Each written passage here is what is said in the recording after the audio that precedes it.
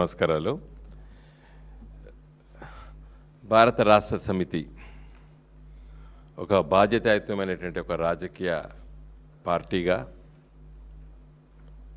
ఈరోజు సుప్రీంకోర్టు ఇచ్చినటువంటి తీర్పు, నిన్న ఇచ్చినటువంటి తీర్పు ఈరోజు ప్రముఖంగా చాలా పత్రికల్లో ప్రచురితమైంది.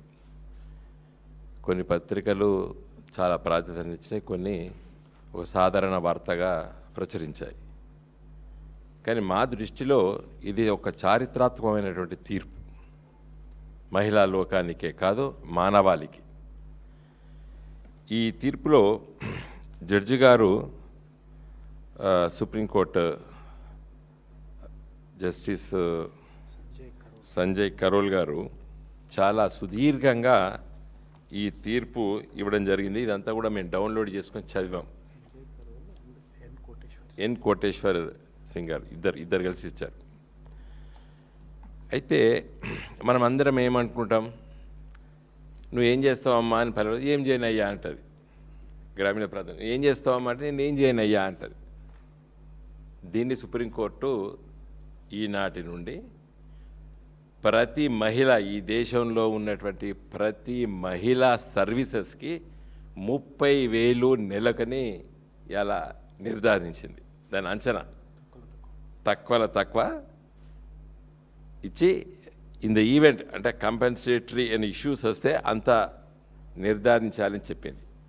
మళ్ళీ ఏం చెప్పింది, ప్రతి 3 సంవత్సరాలకి 10% దానికి యాడ్ చేయాలని కూడా చెప్పింది. అంటే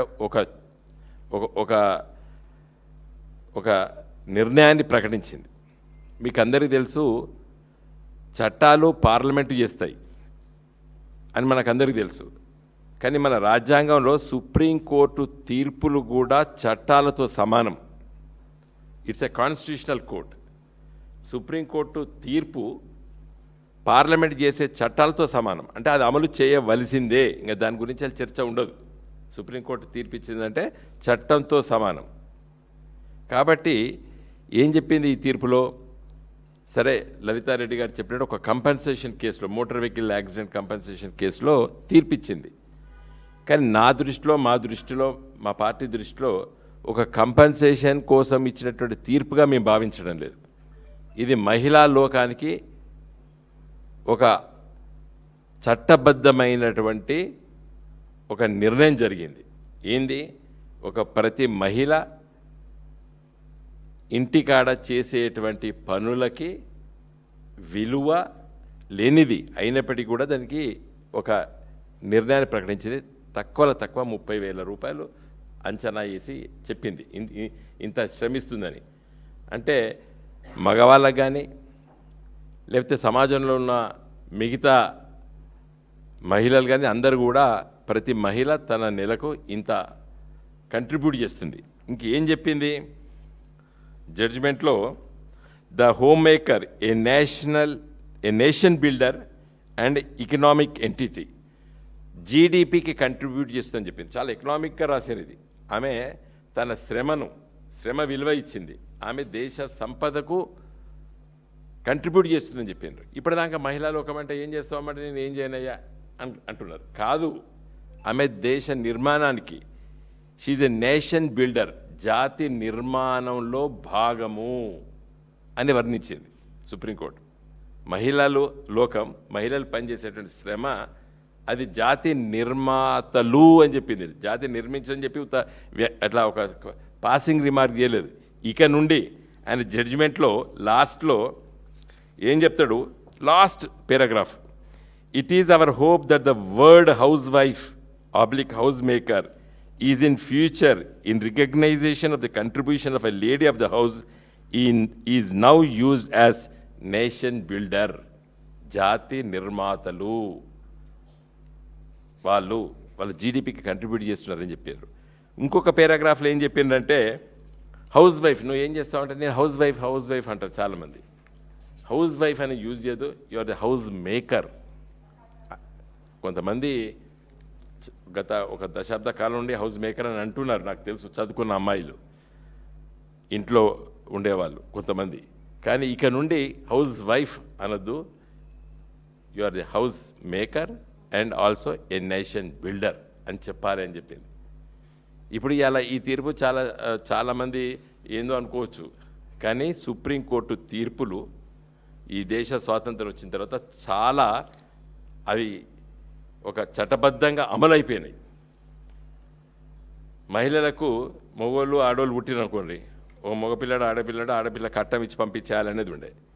కానీ తీర్పుల వల్ల, సుప్రీంకోర్టు హైకోర్టు జడ్జిమెంట్ వల్ల ఒక స్పృహ కలిగిస్తే, ఒక సెన్సిటైజ్ చేస్తే చట్టబద్ధత వచ్చింది వాటికి. ఇవాళ ఆడపిల్ల పుట్టింటే నాకంతే హక్కు, అన్నకెంతో నాకంతే, తమ్మునికెంతో నాకంతే ఆస్తిలో భాగం అనేది ఇలా సర్వసాధారణం అయిపోయింది. ఈ తీర్పు కూడా రేపు ఫ్యూచర్లో మగవాళ్ళకి స్త్రీ తను చేసే శ్రమకు విలువ ఉన్నది అనేటువంటి కాన్షియస్గా పెరుగుతుంది అనేది మా అభిప్రాయం. Because we are a responsible political party. మా మహిళా నాయకురాలు ఉన్నారు, ఇక్కడ మేమున్నాము. సమాజానికి ఈ పత్రికా మిత్రుల ద్వారా ఏం చెప్పదలుచుకున్నామంటే, ఇది ఒక చారిత్రాత్మకమైనటువంటి తీర్పు. ఇది మహిళా లోకానికి, ఈ భారతదేశంలో ఉండే మహిళా లోకానికి ఒక చట్టబద్ధత వచ్చింది. వాళ్ళ శ్రమకు విలువ కట్టడం జరిగింది.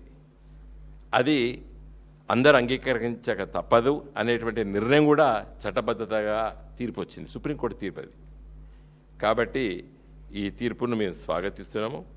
మహిళా లోకానికి ఇది ఒక విధంగా తమ హక్కుల్ని అడిగేటువంటిది. ఇప్పుడు గ్రామీణ ప్రాంతాల్లో పట్ల చాలామంది ఉంటారు, ఈ చదువుకున్న అమ్మాయిలు, చదువుకున్న మిడిల్ క్లాస్ ఫ్యామిలీస్లో పట్ల ఇదేంది లేకపోతే ఓకే ఫైన్ అనుకోవచ్చు.